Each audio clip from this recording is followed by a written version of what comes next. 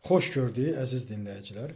Bilirsiniz ki, dünyanın inkişaf eləmiş ölkələri, Amerikada, Avropada, Çində bu günləri süni intellekt üzərində böyük işlər görürlər və bu günləri bilirsiniz ki, dünyanın ən ağıllı insanları bildirir ki, süni intellektdə kim qabaqdadırsa, o insan da əlbəttə qalib gələcək, o dövlət də qalib gələcək. Bu günləri bu mənada hər bir dövlət, yəni inkişaf eləmiş dövlət humanoidlər, yəni insana bənzər robotlar üzərində işləyirlər və onlara təqdim edirlər. Bu təqdimatlardan biri də Rusiyaya aiddir. Rusiya da öz humanoid robotunu göstərməklə əslində dünyaya bir mesaj ötürmək istədi ki, baxın, mən də geridə qalmıram, mənim də texnologiyalarım çox dəhşətlidir.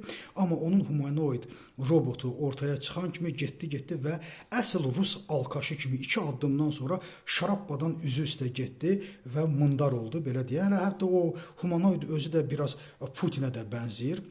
Yuxarıda şəklini qoyacağım. İkinci bir dövlət də bilirsiniz, eyni ağılda olan İran dövləti də daha ağıllı rəftar edir. Bilir ki, heç olmasa bu ruslar yenə bu alkaş humanoidi icad eləyə biliblər. Amma bunların əlindən bu da gəlmir. Bunların əlində heç bir texnologiya yoxdur. Amma bütün dünyaya İslam ölkəsi inkişaf eləyir deyə göstərmək üçün o da öz humanoid robotunu çıxardı və aydın olub ki, bu hamı humanoid robotlar isə ümumiyyətlə insandır.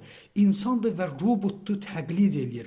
Və bunların bütün mimikalarından, jestlərindən aydın olub ki, İran bu dəfə öz insanını robotu imitasiya etmək üçün makyajlayıb və ortaya çıxardıb dünyaya təqdim edir ki, baxın, bu da mənim robotumdur. Təşəkkür edirəm diqqətinizə görə.